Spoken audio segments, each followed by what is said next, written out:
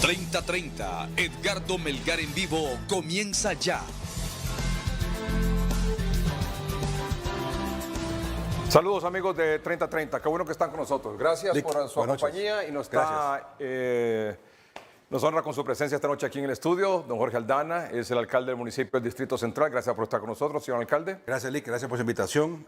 A usted por dar la oportunidad para compartir con los televidentes en momentos de situación crítica en la capital y también para hablar de los proyectos que tenemos preparados para la ciudad. Mire, por ejemplo, aquí esto ocurrió en diferentes puntos de la capital el jueves pasado, hace 72 horas aproximadamente. Sí. Y muchos de estos problemas fueron ocasionados por la quebrada que se llama La Orejona, que cruza prácticamente toda la ciudad, Tegucigalpa. Y este enorme socavón ahí en la colonia Prados Universitarios, donde estuvimos hoy por la tarde con usted, ya vamos a mostrarles a nuestros amables televidentes. ¿Qué es lo que está pasando, señor alcalde? Bueno, esto es el reflejo, yo no vengo a quejar de nada, porque asumo responsabilidad del municipio, del trabajo que el pueblo nos delegó con su voto para trabajar por el bienestar de la ciudadanía. Pero este es el reflejo del abandono, no de un gobierno, de la falta de planificación y visión de los últimos gobiernos. En la capital que nunca orientaron una visión y un rumbo en la ciudad. Sabemos de hace mucho tiempo, hace cuántos años no se ejecuta una obra real en materia de vulnerabilidad en la capital. La última la hizo Ricardo Álvarez, que fue el Cerro del Berrinche, una obra verdadera que mitigó el daño de riesgo en el sector de un cerro que se estaba cayendo. Con el apoyo del gobierno de Yaica. De Yaica, ¿verdad? Yaica, sí. Y eso fue, ¿cuándo fue alcalde, Ricardo? Fue, bueno, 16 años. Es la última obra importante en la capital en materia de mitigación de desastres naturales. Esta es la ciudad. Y esto es lo que le damos hoy. Y nos toca atenderla y resolver los problemas. Aquí estamos viendo varios espacios. Aquí justamente la zona de Mandófer, ¿verdad? Donde sí, Colonia Alameda. El Colonia Alameda. Que aquí, en este extremo de aquí, está un barandal de la quebrada La Orejona, que pasa por debajo exactamente donde estaba ese carro. Este problema es histórico. Sí. Todos esos problemas son históricos. Sí. Y el tema hoy es... Evidentemente usted no lo puede resolver en... Invertir, pero... en tan poco tiempo. Hoy toca asumir los compromisos. Hay que asumir los compromisos. Nuestros equipos estamos preparados desde el principio del gobierno. Sabíamos que había que estar listos para este momento.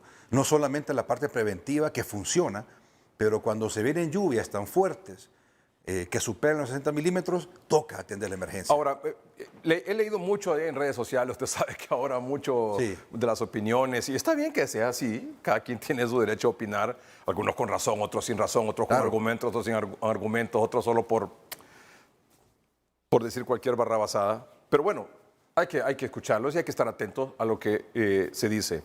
Y había un cuestionamiento mucho orientado en el sentido de que usted no estaba aquí en la ciudad, en Tegucigalpa, cuando esto ocurrió. Correcto. ¿Qué pasó? ¿Qué quiere decir sobre eso? Y se recuerda que nos había invitado para el domingo pasado. Sí, teníamos invitación el domingo pasado. Sí, y la pospusimos porque tenía un compromiso fuera del país, en efecto, de atender, buscar. Uno de los ejes principales de nuestro gobierno municipal es el tema del agua. Ya tenemos casi listas las bases de licitación para la represa de Río Geniguare. Y fuimos a buscar el apoyo para un consultor que nos viniera a validar ese trabajo.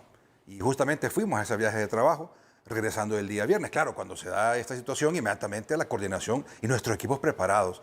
Yo quiero felicitar más bien a los equipos que hemos conformado en la alcaldía, equipos con mucho compromiso, con mucha capacidad. Eran las 2 de la mañana, 2:30 de la mañana, y ya la ciudad capital había recuperado su movilidad. Todas las partes donde hubo afectación estaba la limpieza. ¿Cree usted que hubo una reacción rápida, eficaz? Una reacción correcta, apropiada en el momento. Claro, la emergencia siempre supera la capacidad, por eso se llama emergencia. Cuando hay una emergencia es porque usted se ve superado en las capacidades de atender la situación del municipio. Señor alcalde, ¿usted tiene un plan para enfrentar esta situación? Claro. Como usted lo decía, hace más de 15 años que se hizo una última obra, se desarrolló el último proyecto para enfrentar este problema de vulnerabilidad de la capital. Así es. Y de ahí no se volvió a hacer nada con respecto a este tema. ¿Usted tiene un plan para enfrentar esta situación y resolverla? Si no todo, por lo menos en gran parte. Uno de los temas principales, hay que ir priorizando. Por ejemplo, viendo lo que pasa en los Jucos, que es una situación también histórica. Nosotros 3 semanas antes, y podemos hablar con los vecinos de los Jucos, 3 semanas antes estuvimos haciendo canalización de la quebrada, limpieza de la quebrada, trabajo con la comunidad. Hace 2 semanas llovió también y se inundó, y no se inundó tanto porque el trabajo funcionó. Pero la cantidad de agua que cayó hace 2 semanas no fue la que cayó el jueves pasado. 60 milímetros. O sea, la ciudad capital, hay que entender nosotros, cuando llueven 30, 40 milímetros de agua ya es un caos. Y en 40 minutos llovieron y cayeron 60 milímetros en la ciudad. Eso ya, de por sí, por estadística, por conocimiento, genera un problema. Para nuestros amables televidentes a nivel nacional, ¿qué porcentaje diría usted de los barrios y colonias o del territorio aquí en el Distrito Central está en riesgo, es vulnerable? 60%.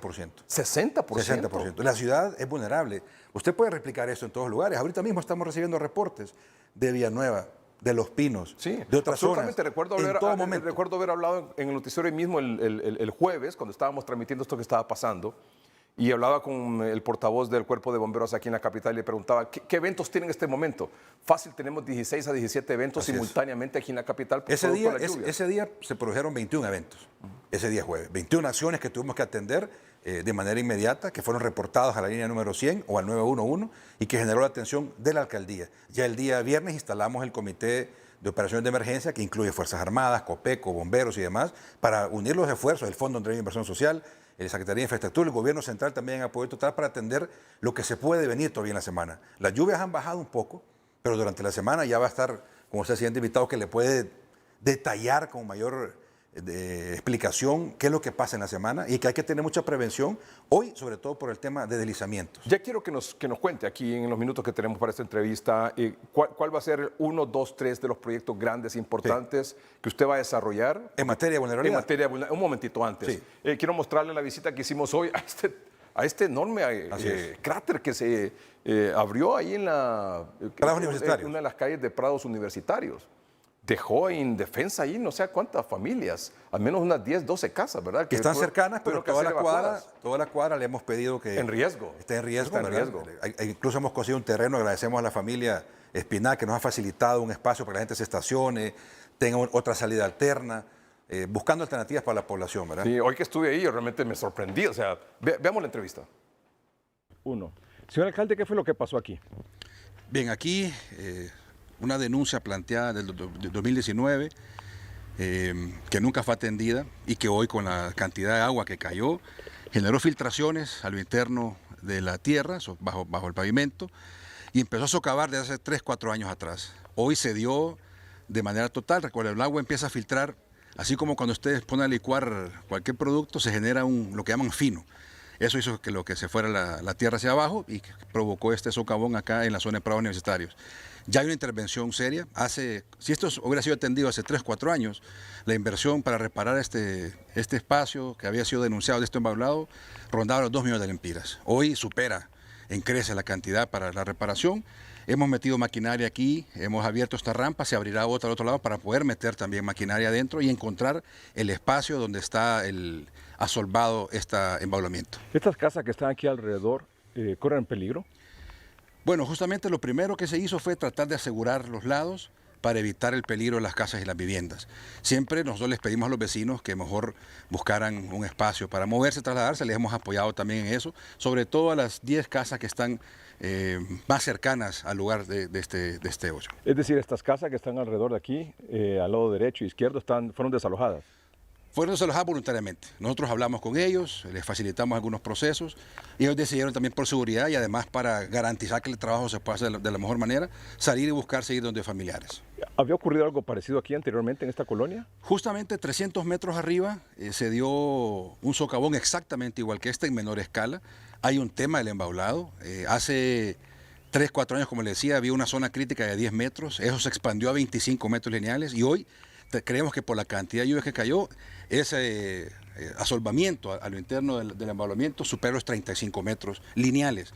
Aquí hay más de 300 metros de embaulamiento y 35 metros están asolvados y tenemos que entrar con la maquinaria para abrir. Es muy peligroso todavía meter recursos humanos, meter personal adentro, hasta que logremos asegurar la tierra y meter maquinaria para abrir y encontrar el asolvamiento. ¿De qué manera la lluvia constante que que está en estos días y que se ha pronosticado para esta próxima semana puede afectar este trabajo?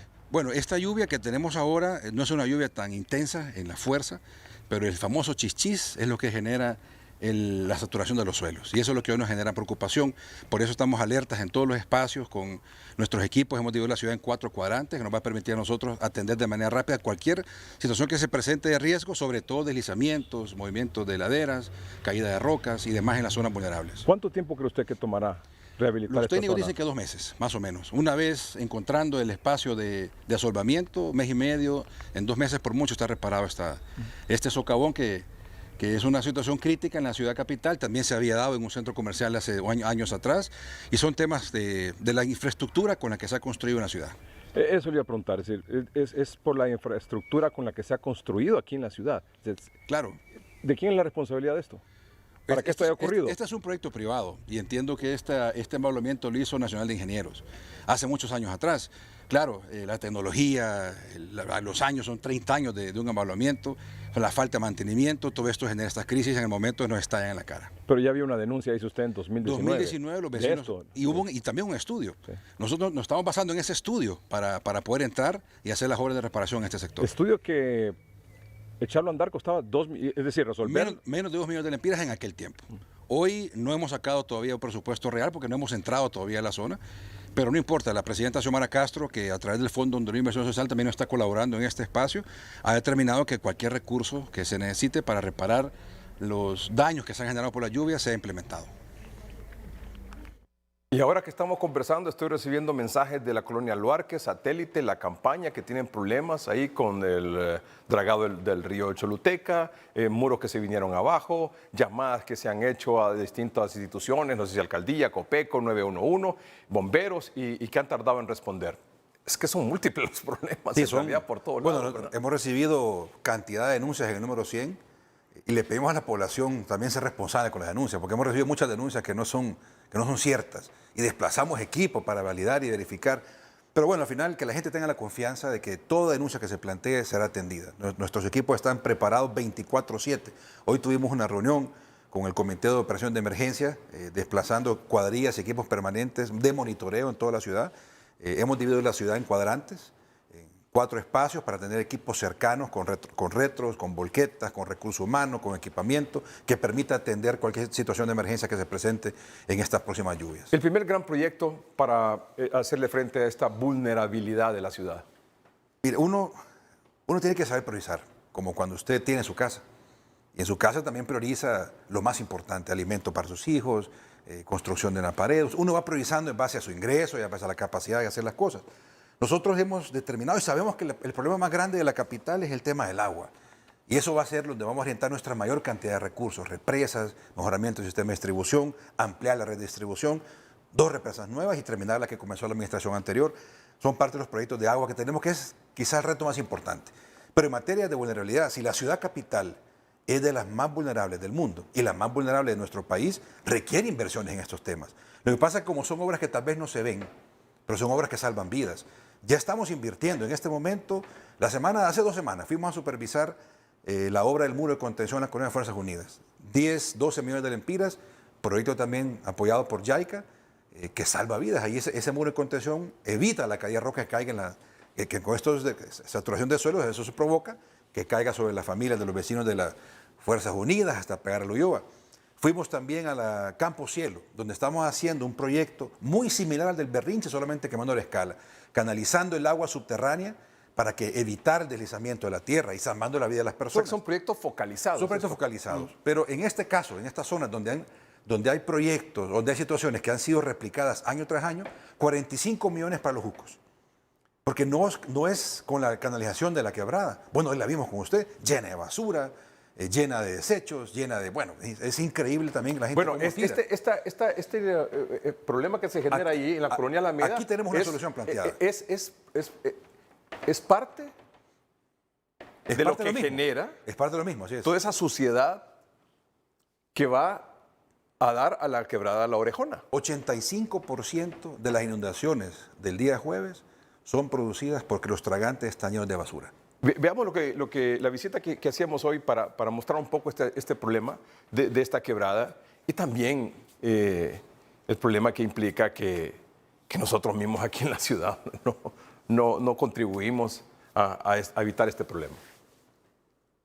Señor alcalde, estamos aquí ahora entre el Boulevard Suyapa y el Boulevard Juan Pablo II, muy cerca de Casa Presidencial y la cuesta que sube a la colonia Lomas del Mayab y Lomas del Guijarro. Aquí, entiendo que Santa Lucía, y usted lo puede explicar mejor, hasta allá por el barrio del Chile, está esta quebrada conocida como la quebrada La Orejona, que cada vez que llueve aquí sobre la capital, en algún lugar se desborda y provoca caos. Bueno, esta es la misma quebrada Orejona que la que llega a Los Jucos, justamente donde hubo la inundación recientemente, este fin de semana. Si usted ve, este cauce pareciera que no va a asustar a nadie, pero cuando el agua corre por aquí y llueve en cantidades como las que llovió el día jueves, más de 60 milímetros, genera un caos en la capital. Y si usted ve cómo se ha metido al cauce de la quebrada, las edificaciones, construcciones y sobre todo lo más preocupante, licenciado Melgar, es la basura. 85% de todas las inundaciones que se dieron este fin de semana, sobre todo el día jueves, son provocadas por la basura en nuestras quebradas y en nuestros tragantes. En un operativo de limpieza que hicimos en los mercados, que gracias a Dios nos inundaron, gracias a ese operativo, en una noche recogimos 40 toneladas de basura, en una noche, de todos los tragantes, de las cunetas en los mercados. Es un tema de conciencia también, de apoderarnos de esta situación y de empezar a generar una campaña en los medios de comunicación. Deben ayudar mucho para eso, para no tirar basura en las quebradas, cunetas, ríos y demás.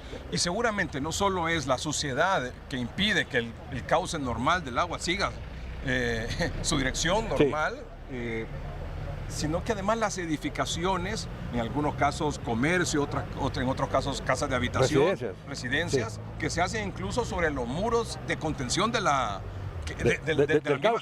mismo cauce de la Recuerde quebrada. que el agua siempre va a volver a su cauce.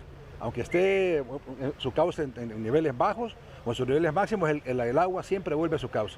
Y cuando vemos como este caso particularmente, que sobre el muro que hacía la contención de la quebrada se construyen edificaciones, pasa lo que vemos acá.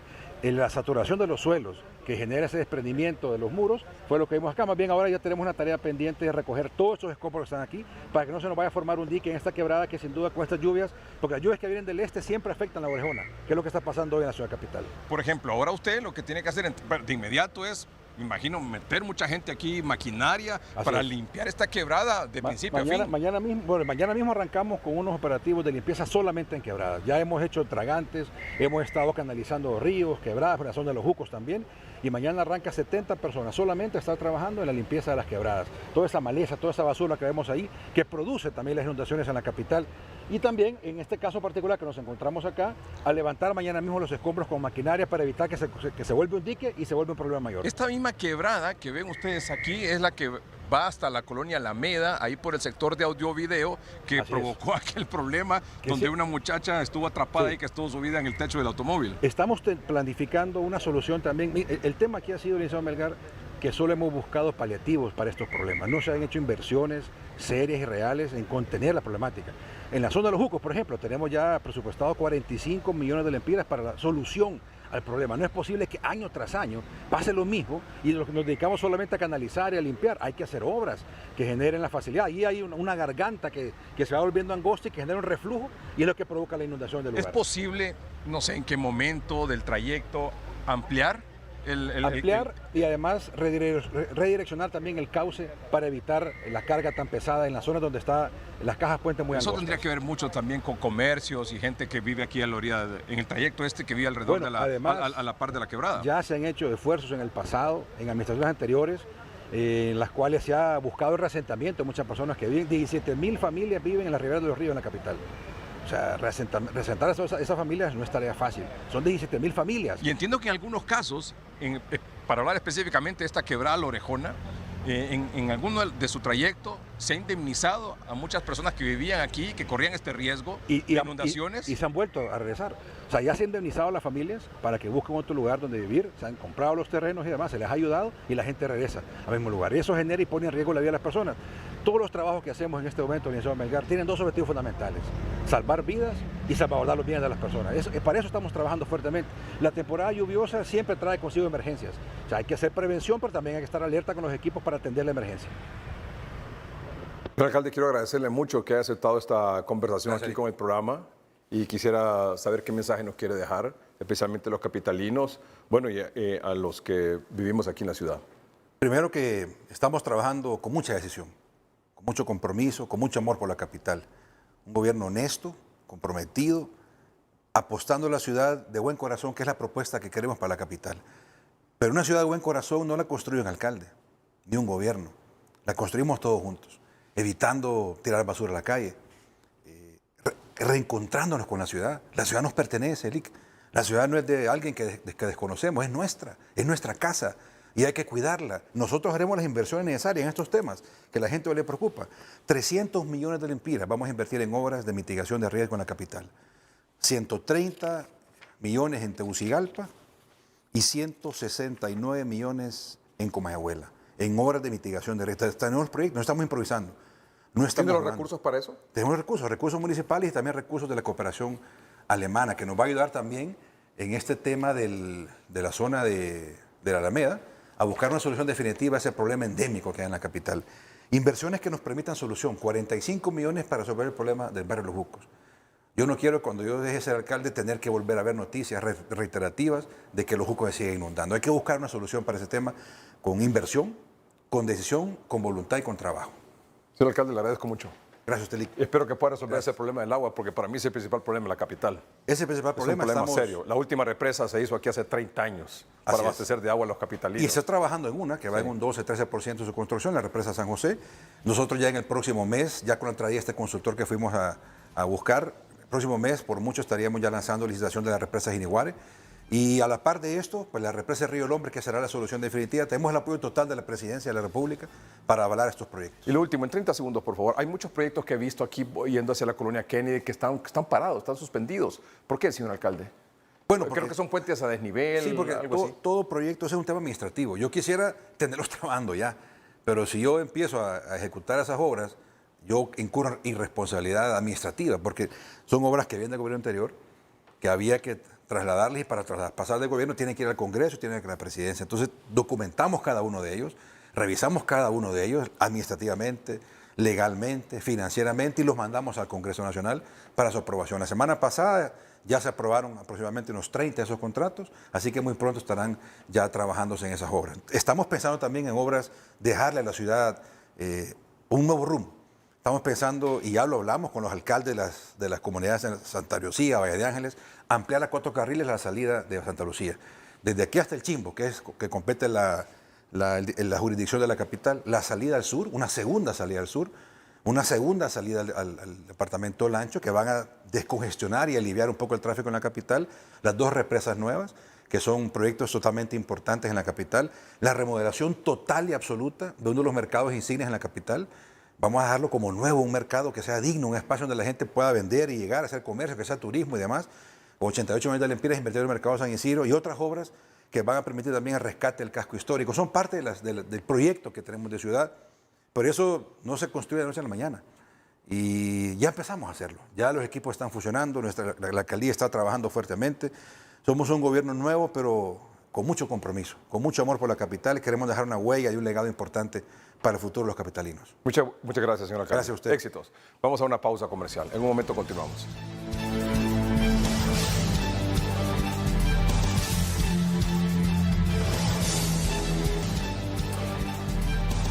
Es importante saber qué es lo que va a pasar en las próximas horas, próximos días, semanas y meses con el tema de la lluvia. Por eso está con nosotros nadie mejor que don Francisco Argeñal, meteorólogo, y es el director de CENAOS. CENAOS es el Centro Nacional de Estudios Atmosféricos, Oceánicos y Sísmicos. Muchas gracias por estar aquí, don Francisco, muy amable. Mucho gusto, muy buenas noches, don. Bueno, se ha extendido la alerta amarilla para Francisco Morazán, El Paraíso, Valle, Choluteca, y ahora está en alerta verde Olancho. Esto es por 24 horas, es decir, hasta mañana martes. Sí, la alerta verde con Olancho está vigente desde ayer y justamente anoche tuvimos varias incidencias en Juticalpa, por ejemplo, varias inundaciones de varias casas en esa ciudad. Ahora, la pregunta es, ¿estos 4 departamentos pueden pasar a alerta roja y este verde puede pasar a alerta amarilla? Por los momentos no, porque tenemos un pronóstico para mañana donde tenemos menos lluvias que hoy para el lado del Olancho.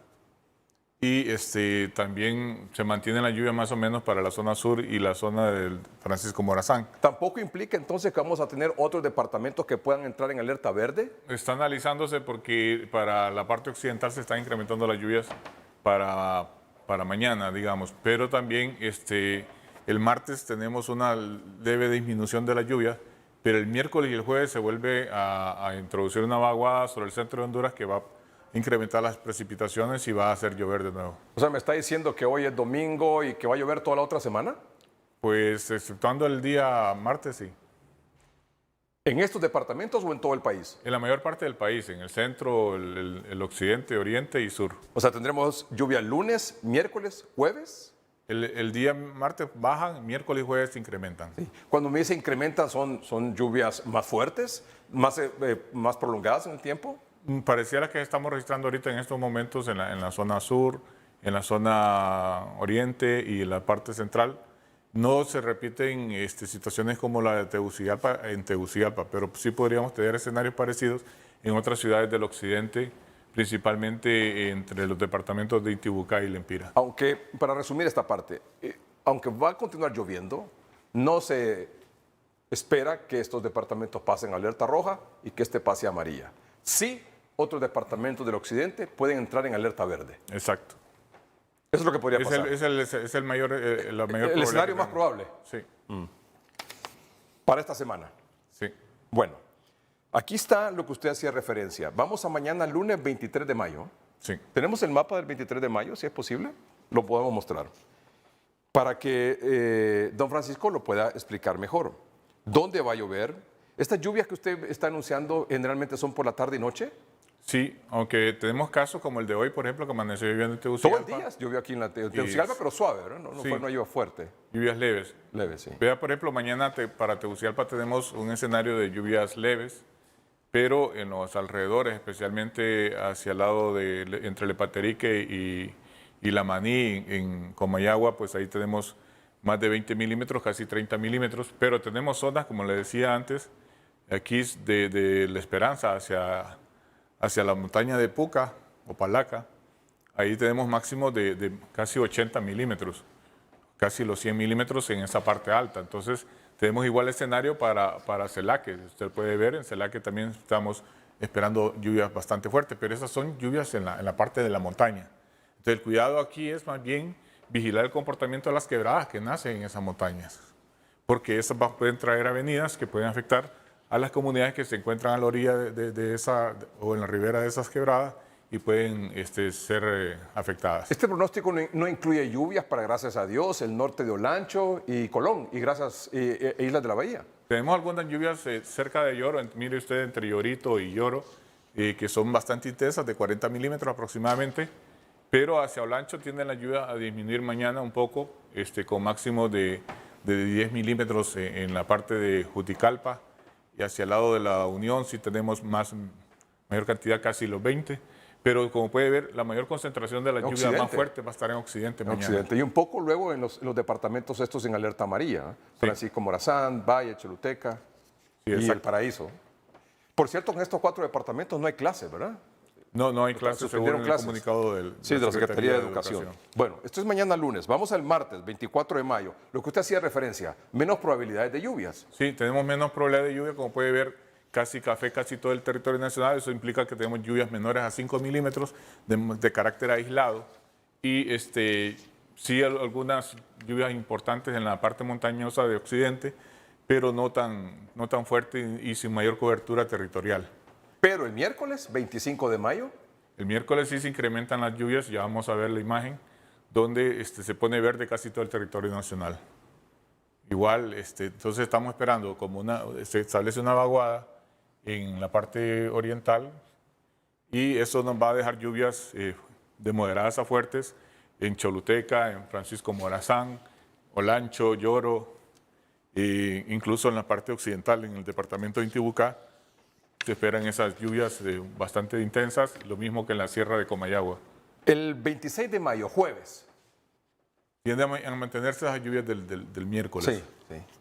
Y eso, nosotros creemos que ahí hay que prestar mayor observación a las colonias, como decía el señor alcalde recientemente, de Tegucigalpa, que son susceptibles de deslizamiento, porque ya tenemos bastante chichis, y si la lluvia es de ese carácter de chichis que le dice la gente, o lluvias leves y continuas, esas lluvias se caracterizan por penetrar bastante el subsuelo y entonces incrementan el peso del suelo y empiezan a desencadenar deslizamientos que ya sabemos que en Tegucigalpa tenemos bastantes zonas que son propicias a... Exactamente, porque ese es el asunto. Ha estado lloviendo desde el jueves, viernes, sábado, domingo. Y luego, Sí. aunque no sean lluvias fuertes, lunes, martes, pero sí miércoles y jueves, esta saturación de tantos días en lluvia son los que provocan estos deslizamientos. Sí, estos derrumbes. ahorita tenemos una humedad promedio en casi la parte central de entre 50 a 60 mil % de humedad.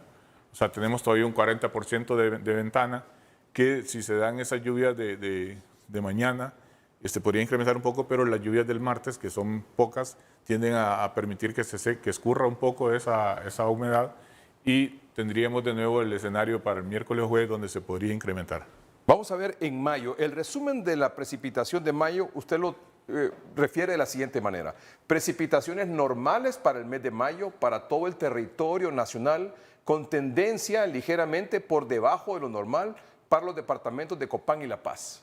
Sí, y fíjese que la característica de esto es que estas lluvias las esperábamos en la segunda quincena de mayo, la mayoría de ellas, especialmente las del centro y del oriente. Y con estas precipitaciones que estamos experimentando en estos días y las que se pronostican para los próximos 10 días, creemos que esto se va a cumplir este pronóstico y eso nos preocupa un poco por el escenario que tenemos para el próximo mes. Para el mes de junio. Sí. ¿Por qué le preocupa junio? Aquí está junio. Porque junio es un mes bastante lluvioso, pero en esta zona, como puede ver usted en la imagen de la derecha, esa me representa cómo serían las lluvias que se están pronosticando en este momento contra el promedio. Entonces, si lo comparamos contra el promedio, por ejemplo, aquí para el Valle de Talanga estamos pronosticando alrededor de 75 hasta 100 milímetros. Eso es por debajo del requerimiento de un cultivo como maíz, por ejemplo.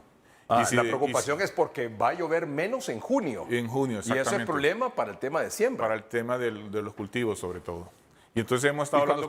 Cuando usted me dice por debajo de lo normal, esto va a ocurrir en Gracias a Dios, en Olancho, en Colón, El Paraíso y Francisco Morazán. O sea, esta lluvia que tenemos en mayo, hasta la próxima semana ya, es decir, la última semana de mayo ya no la vamos a tener y en junio menos.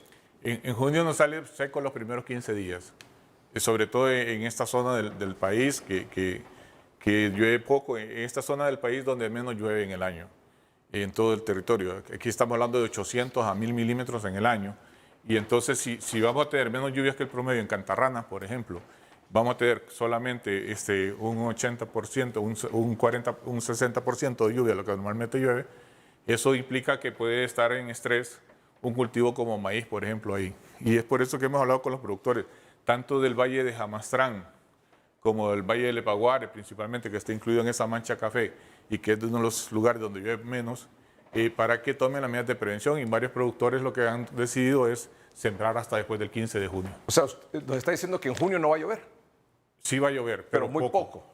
Junio es un mes bastante lluvioso, pero ¿Sí? va a llover menos. ¿Sí? Junio históricamente es un mes que Muy llueve. lluvioso, muy lluvioso. Muy lluvioso. Es el mes... Pero este año va a llover menos. Un poquito menos, estamos hablando de un 30 a un 40% menos de ¿A lluvia. qué lo atribuye? Bueno, hay un patrón ahí que se acelera el viento del este, tenemos un aceleramiento del viento del este que no permite la entrada de humedad del Pacífico y entonces disminuyen las lluvias en esta parte del país. ¿Y este pronóstico para junio es 100%? Y son probabilidades. Vea usted, nosotros estamos utilizando como análogos, no aparece aquí, pero está el 96, 2012, 2018 y 2021. Y si comparamos con los años análogos que está utilizando la Universidad de Colorado, que incluye el 96, 2000, 2001, 2008, 2012, 2018, no, 2018 no, 2021 sí lo está considerando, eso nos preocupa porque el 2001 hubo una gran sequía en toda esta zona del país. Llovió solamente un 20%, parecido a lo que ocurrió el año pasado. El año pasado tuvimos pocas lluvias en toda esta parte de aquí del país y nos sale también como un año análogo. Entonces eso nos tiene preocupados y nos da esa confianza también en el pronóstico, porque este pronóstico que lo hicimos desde marzo más o menos. ¿En esos años? Nos salen esos años que son, que son también años análogos por la Universidad de Colorado, que es un pronóstico que lo hicieron ellos en abril. Y pegó. O sea, salen estos 3 años, de estos 4 años, 3 están incluidos en la lista que ellos tienen de 6. Y eso nos preocupa. Y nos preocupa más porque está incluido el año 2001, que tuvimos una sequía que se perdió los cultivos de maíz, principalmente aquellos que sembraron antes de junio en esta zona del país. Y en julio, ¿cómo vamos a estar en julio? En julio se miran condiciones bastante normales en la mayor parte del territorio, exceptuando la parte de Choluteca, Valle, el sur del Paraíso, el sur de Francisco Morazán, de Comayagua y casi todo La Paz y la parte sur de Intibucá. Esto es lo que me está diciendo que voy a tener una canícula intensa en esta zona y que podríamos tener ahí algún escenario de poca lluvia para un cultivo como maíz si todavía está en proceso de floración, por ejemplo. O sea, junio va a llover menos de lo normal, por debajo de lo normal. Julio va a llover por debajo de lo normal. ¿Y agosto? Agosto ya sale normal todo y más bien más lluvioso. El problema es junio y la canícula que se nos va a adelantar un poco. Y eso para alguna parte del corredor seco, no para todo el corredor seco. Si volvemos a la imagen anterior, miramos que estos departamentos aquí, que son parte del corredor seco, no sale café, sino que sale amarillo. El amarillo significa lluvias parecidas al promedio, un poquito menos, pero aquí llueve bastante. Es más, en algunos sectores de aquí, a pesar de tener un 30% menos de lluvia, no se vería afectado un cultivo como maíz, o el sur de Choluteca y el sur de Valle, donde llueven más de 300 milímetros durante el mes de junio. Si va a llover un 30% menos, me está diciendo que va a llover 60 milímetros menos, pero tendría más de 140 milímetros que prácticamente me salvan el cultivo. ¿En general? En general podemos decir que para la postrera, para el cultivo de primera, en la parte sur de Francisco Morazán, el sur del Paraíso, el norte de Choluteca, el norte de Valle, el sur de La Paz, ahí podríamos tener problemas de afectación en los rendimientos del cultivo de maíz y en algunos casos se podría perder el cultivo de maíz. O sea, lo que hablamos hace, qué sé yo, un mes y medio con ustedes sobre el problema de cosecha de granos básicos en estos departamentos del corredor seco, Choluteca, Valle, un poco La Paz, Comayagua, El Paraíso, sur de Francisco Morazán. ¿Esto se va a mantener? Eso mantenemos ese pronóstico dado esa coincidencia que tenemos de años análogos que coinciden con... O sea, ese problema de crisis alimentaria en esos departamentos, en estas zonas de estos departamentos, ¿se va a mantener este año? Eso sí nos podría dar un problema de inseguridad alimentaria, tal como está estableciendo el Programa Mundial de Alimentos, en el cual ha identificado que tiene nada más que usan otra metodología, pero nosotros consideramos que estos municipios de aquí, el norte de Choluteca, el norte de Valle, el sur de Francisco Morazán, todos estos municipios de aquí, el sur del Paraíso, sí. y aquí Mercedes de Oriente, San Antonio del Norte, San Juan y otros municipios, incluso La Maní en Comayagua, podrían tener problemas de inseguridad alimentaria los productores de pequeña escala. Claro. Y es una situación que hemos planteado ya aquí desde febrero, marzo, abril con usted. Sí. Y eso va a ser sostenido entonces en este tiempo, hasta agosto. Hasta agosto porque, bueno, incluso hasta más, porque recordemos que esta gente podría sembrar en agosto y esperar la cosecha de postrera, que la cosecha postrera ya estarían teniendo a finales de octubre. Entonces, mientras tanto, ya se está trabajando, estableciendo un plan de contingencia para esto, donde se ha activado por parte de la Secretaría de Agricultura y Ganadería el CODA, que es el Consejo de Desarrollo Agrícola, en el cual varias instituciones como el INMA... ¿Para hacerle frente a esta situación? Sí, para hacer una planificación para enfrentar esta situación que se puede dar, que no es todo el corredor seco. Don Francisco, muchas gracias de nuevo. Con mucho gusto. Gracias. Ya volvemos.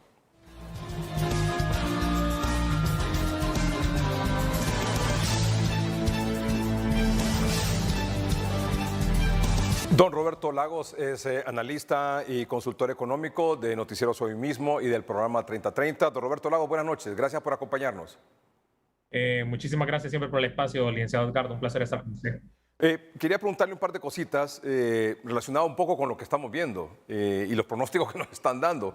Nada bueno en cuanto al tema de producción de granos básicos, riesgo de inseguridad alimentaria, como ya en efecto está ocurriendo, en los mismos lugares de siempre. Y este incremento en los precios de los combustibles permanentemente trae un problema de inflación, de incremento de los precios de todo en realidad. Y este es un problema social que el gobierno tiene que atenderlo de la mejor manera posible, de una forma integral y de manera rápida también. No sé qué opina usted, don Roberto. Sí, mire, yo aquí me gustaría diferenciar dos puntos. Uno es la parte social de lo que ha sido la estrategia del gobierno. En ese sentido, yo siento que se están diseñando las políticas y se ha hecho bien con todo el tema de fortalecimiento del capital humano. Se hizo la reapertura del programa de merienda escolar, el programa de matrícula gratis, ¿verdad? Todos los temas de la reapertura del programa de red solidaria y el tema de que han anunciado la construcción de hospitales. O sea, tener todos los proyectos y programas diseñados que se van a implementar, ¿verdad? Adicionalmente con el tema de algunos subsidios y mejorar la implementación de estos subsidios es algo relevante y me parece que desde esa perspectiva social se está manejando bien. El problema y la gran pregunta es el tema macroeconómico y fiscal, ¿verdad? Yo siento que ahí hay algunos puntos tal vez a rescatar desde el sistema financiero, pero desde la perspectiva macroeconómica fiscal creo que hemos perdido la ruta, licenciado Edgardo. No sé si quiere profundizar más en esos No, en claro, esos por temas. supuesto. ¿A qué se refiere con que se ha perdido la ruta y por qué? Mire, básicamente cuando nosotros observamos todo lo que es el riesgo país, hemos visto un incremento. Primero, cuando se realizó el anuncio de emergencia fiscal, se disparó el riesgo país. Luego Honduras pagó a sus acreedores, ¿verdad? Y luego, ahora que se han aprobado estos recursos de reservas internacionales, ¿verdad? De exceso de reservas internacionales para ser utilizados, el riesgo país se está volviendo a incrementar. Entonces, ¿cuál es la problemática que tenemos para explicarlo? Nosotros estamos en una crisis internacional, ¿verdad? Eso hace que el precio del combustible se esté incrementando. Ese es un fenómeno externo. Eso difícilmente nosotros lo podemos controlar, ¿verdad? Entonces, aquí el gobierno saca todos sus programas sociales, todos sus temas de subsidios para tratar de controlar el problema. El problema es que el tiempo en el que se está aplicando la política pública, en este caso la política pública es tomar recursos del Banco Central de Préstamo para tratar de ejecutar inversión pública, lo que está generando o lo que va a generar va a ser un efecto inflacionario doméstico, ¿verdad? Y hay que recordar, y esto uno lo mira bastante cuando hace economía, es que el efecto interno de la inflación, tal como ocurre en la Argentina, ¿verdad? Es un efecto de inflación permanente. Entonces, si no se llega a pagar estos recursos al Banco Central, se va a monetizar el déficit y vamos a tener un efecto de inflación impermanente que para poder reducirlo puede tomar 2 a 3 años. Mientras tanto que los efectos temporales de una crisis internacional es un efecto, la persistencia, como dicen los economistas, o el efecto es más temporal, es de duración de 1 año. Esto pone muy complicada la situación porque realmente la parte macroeconómica y fiscal no está funcionando. Vemos una presidenta de Banco Central que no es visible, ¿verdad? En cuanto a los temas, siento que ha perdido cierta institucionalidad, pero adicionalmente vemos que hay una falta de desconocimiento en este momento, y sí lo tengo que categorizar, de la ministra de Finanzas sobre el momento y el tiempo en el cual se tiene que implementar una estrategia fiscal para el país, ¿verdad? Porque no es el momento, nos estamos adelantando al punto de la crisis y esto puede ser contraproducente de cara hacia el futuro. ¿Y hay alguna institución, alguna política que se esté haciendo bien? Yo reconocería mucho la labor de la Comisión Nacional de Bancos y Seguros. Me parece que todas las reformas que están tratando de hacer desde la perspectiva del sistema financiero han sido correctas. Se ha realizado bastante el tema de protección al consumidor. Usted ya vio que se le quitaron todo este tipo de costos a las transacciones entre bancos y a los cajeros. Y esto básicamente, yo pienso que hay mucha visión, ahí hay mucho, ¿cómo le podría decir? Claridad en cuanto al tema del sistema financiero, con todos los temas de competencia, con todos los temas de eficiencia del sistema financiero. Sin embargo, en la parte macrofiscal, el riesgo país, ¿verdad? Es algo que preocupa. Vamos a seguir viendo que se va a seguir incrementando, hay que seguir revisando eso. El segundo es ver por qué se incrementan recursos de las reservas para inversión si nosotros sabemos que en el primer año de gobierno la inversión pública es bajísima, ¿verdad? La historia lo demuestra, los datos lo demuestran. Es difícil ejecutar inversión pública en el primer año de gobierno. Y adicionalmente, hay otro tema de eficiencia en el uso de los recursos. Tenemos que ver cuál va a ser la autoridad o quién se va a encargar de poder evaluar la gestión de los ministerios, ¿verdad? Cómo están actuando los ministerios en la ejecución de los recursos. Entonces yo, para resumir, rescataría mucho todo el set de políticas sociales, me parecen correctas, están bien, pero el problema que tienen y el riesgo que tienen es que si no se resuelve la parte macrofiscal, todo eso no va a poder caminar. Y eso pone muy complicado el futuro del país, ¿verdad? ¿Y qué opina de esta reforma energética? Mire, con respecto a la reforma energética, yo estoy de acuerdo en que se realice revisión de contratos, estoy de acuerdo en que se debe revisar esos contratos eléctricos, esos contratos con los generadores, totalmente de acuerdo.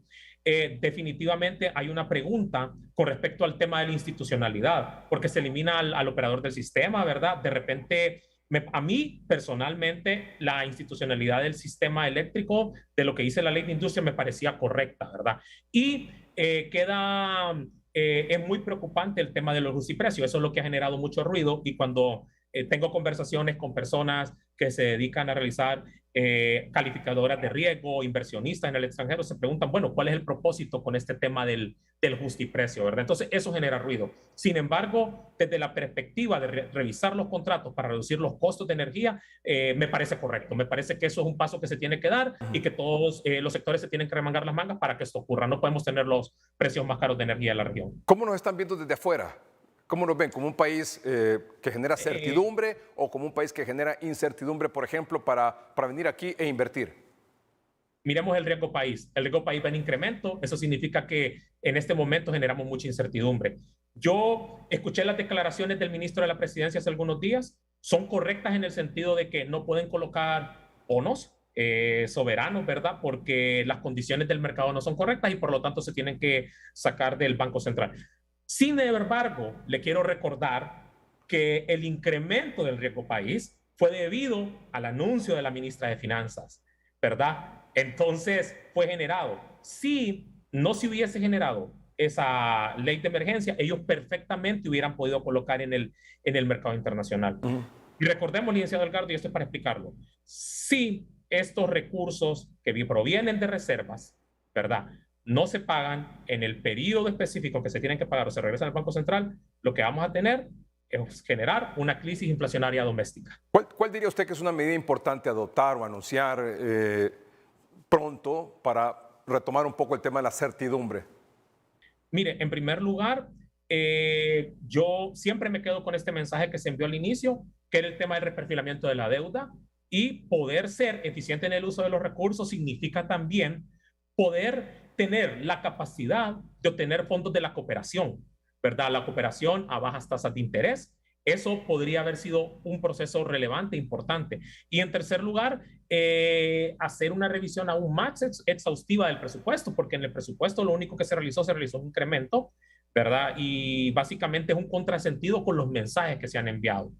Y reducir todos los temas de gasto corriente. Me parece que por ahí iría. Como le digo, reconozco mucho la labor social, la labor del sector social, la labor de la reforma, la labor de los programas y proyectos que se quieren implementar. Sin embargo, si la parte macrofiscal no camina, el resto de las cosas no va a caminar. Roberto, muchas gracias por acompañarnos esta noche. Le agradezco mucho, licenciado Edgardo. Buenas noches. Gracias. Vamos a un corte comercial. Ya regresamos.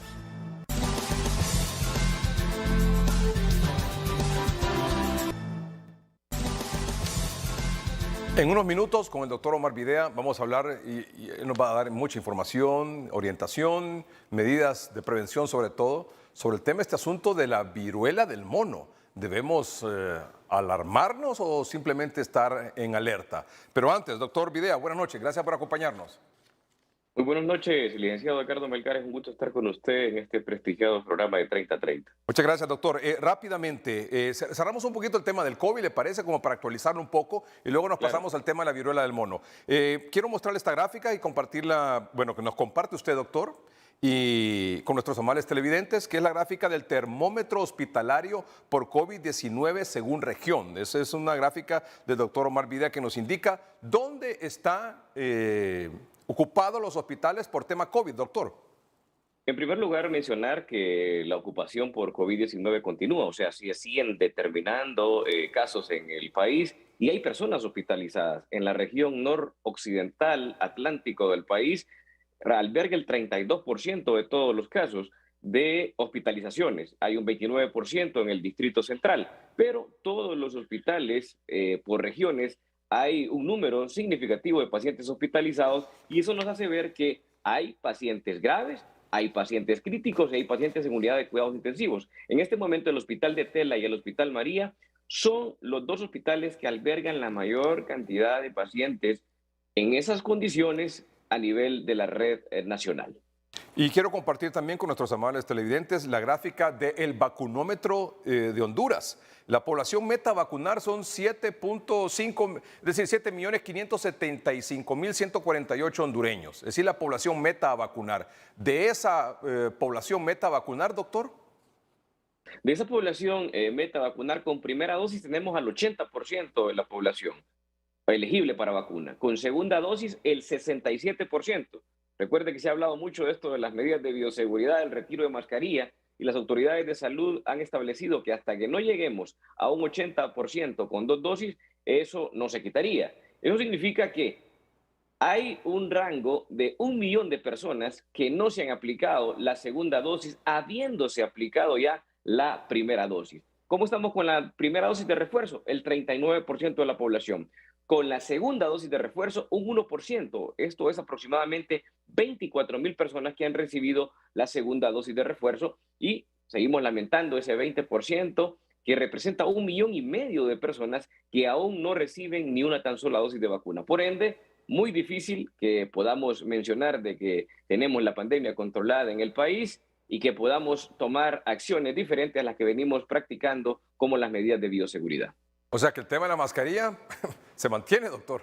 Guste o no guste, querramos o no querramos. Está distante. Difícilmente se va a poder porque tenemos que tener el 80% de la población con 2 dosis al menos. Y eso significa convencer a 1 millón de personas en Honduras. Vamos a una pausa comercial. Todo lo que podamos informar, la orientación del doctor Videa sobre el tema de la viruela del mono. Solo un avance, doctor. ¿Debemos estar en alerta o con alarma por esta situación?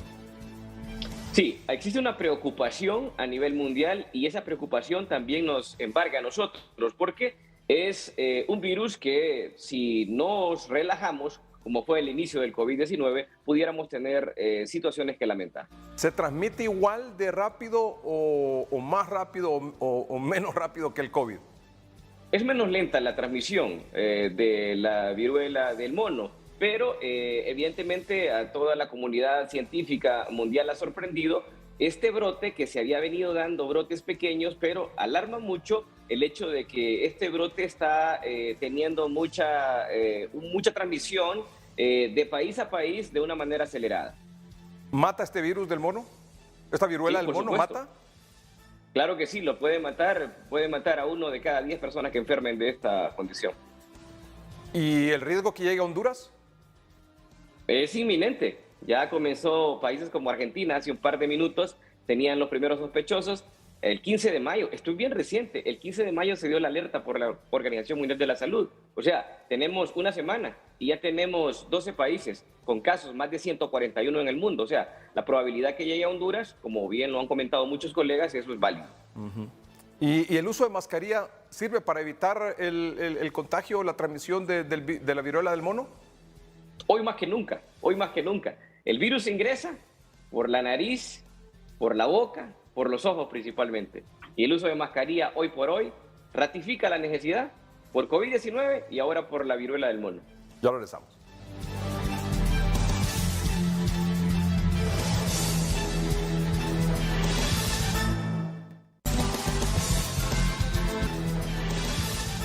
¿Cómo se transmite esta viruela del mono? Atención, la enfermedad puede transmitirse de persona a persona a través de gotitas de aire, contacto corporal estrecho, prolongado o compartiendo ropa de cama u objetos contaminados. ¿Algo más que agregar, doctor Omar Videa? Sí, recordarte también que una forma de transmisión que se ha determinado con este nuevo brote es a través de las relaciones sexuales, a través de las secreciones. También se puede transmitir por la placenta, o sea que una mujer embarazada puede transmitirle el virus del mono a su producto, a su bebé. Entonces, muy interesante también. Recordemos que la principal vía de transmisión es de los animales a los seres humanos, pero que también los seres humanos tenemos la posibilidad, una vez que hemos contraído la viruela del mono, de poderlo transmitir a otras personas. Y los síntomas, ¿cuáles son los síntomas? Veamos por favor a continuación, este rótulo es importante. ¿Cuáles son los síntomas? ¿Cómo lo puede detectar? ¿Lo tenemos? Síntomas viruela del mono: fiebre y dolor de cabeza, dolores musculares y de espalda, ganglios linfáticos hinchados, escalofríos y agotamiento, sarpullido entre 1 a 3 días, enfermedad dura entre 2 a 4 semanas, doctor Videa. Es correcto. Una vez que usted ha tenido contacto, bueno, entonces viene un periodo de incubación, que algunos hablan de 5 a 21 días, la definición habla de 7 a 14 días, o sea, desde el momento que tiene contacto puede desarrollar la enfermedad hasta 3 semanas después de que pudo haber alojado el virus en su organismo. Y efectivamente, hay síntomas. El síntoma principal es la fiebre. La fiebre, el dolor de cuerpo, dolor de cabeza, dolor muscular. Pero dígame usted, licenciado Ricardo Melgar, si no son los síntomas, también cómo se puede iniciar el COVID-19. Absolutamente. O sea, cómo se puede iniciar enfermedades como el sarampión, por ejemplo.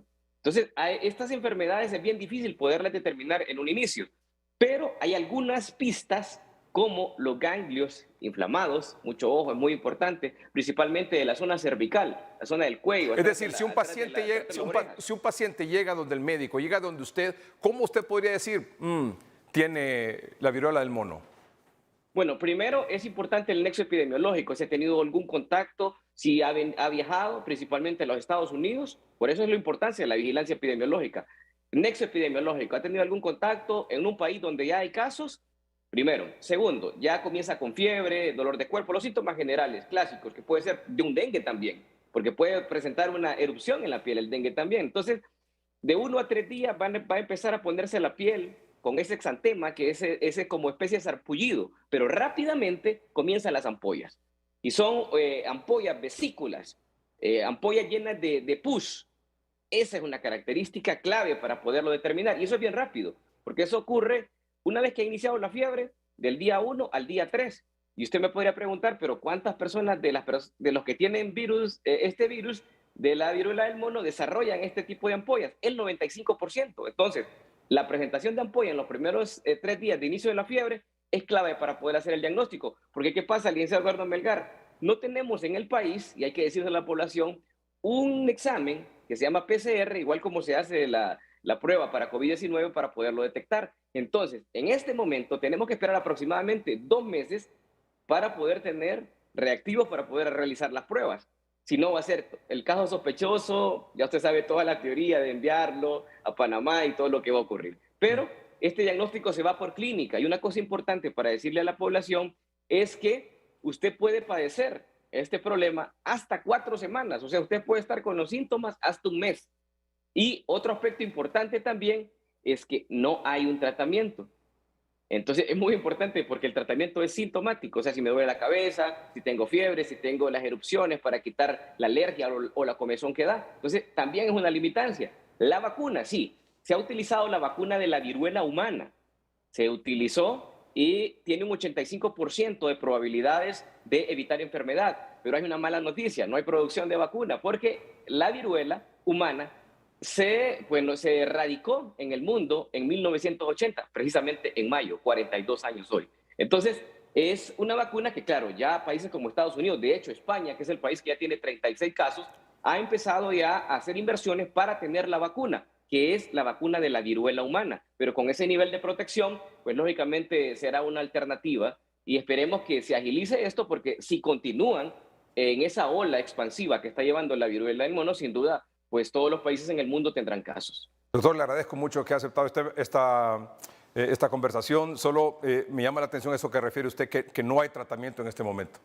Y que como llega y que como se contagia, va a tener que dejar hasta que ella sola se vaya. Sí, habrá. Y le voy a comentar este dato muy importante. La población menor de 50 años son los más expuestos. ¿Por qué? Porque los mayores de 50 años, en su gran mayoría en el mundo, recibieron la vacuna de la viruela humana y todavía hay un grado de protección. Entonces, los casos que se han visto complicados, que fallecen, son personas menores de 50 años y lastimosamente, principalmente los niños. El primer caso fue un niño de 9 años, desde 1970 que se descubrió el primer caso de la viruela del mono en un ser humano. ¿Se parece esto a la varicela? Se parece, pero es mucho más agresiva. Recuerde que estamos hablando de que va desde un 1 a un 10% la mortalidad. Y hablamos de una variante, que hay una variante africana de occidental, que es la que creemos que está circulando en el Reino Unido. pero está también la variante de África Central que tiene una mortalidad de un 20%. O sea, no nos podemos confiar. Creo que está muy bien los lineamientos que se han planteado. Creo que si así hubiéramos comenzado con el COVID-19 en el mundo, con la Organización Mundial de la Salud y en Honduras, otra situación hubiera ocurrido. Creo que se está haciendo una buena intervención en establecer la alerta epidemiológica a nivel de todas las regiones, porque no podemos confiarnos. Así hablábamos del COVID-19 que era en China, y mire, rápido ascendió, pero a mí me sorprende mucho que en tan solo una semana, algo que se originó en el Reino Unido ya está en Estados Unidos, con los casos en Canadá y ahora en Argentina.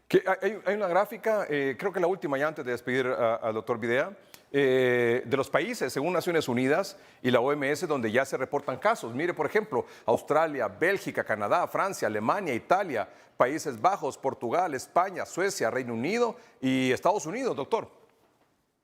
Sí, vemos como ya 11 países en el mundo y creo que se van a seguir sumando en esta semana. Por ende, hay que prestar mucha atención. Creo que hay que actuar con prudencia. La misma Organización Mundial de la Salud ha mencionado, use mascarilla, distanciamiento, y mire, son las mismas medidas del COVID-19. El COVID-19, para cerrar, 28% de aumento en esta última semana después de 6 semanas que iba en descenso. Así es que creo que esta es una oportunidad para protegernos de estos virus que todavía nos siguen pues provocando alertas, y lo único que pedimos a la población es actuar prudentemente y no confiados. No creer que en Honduras nunca van a haber un caso, ojalá que no lo exista, pero debemos de cuidarnos. Doctor, muchas gracias de nuevo, muy amable. Un gusto, buenas noches. Bien, gracias a ustedes por su atención. Buenas noches y que estén bien.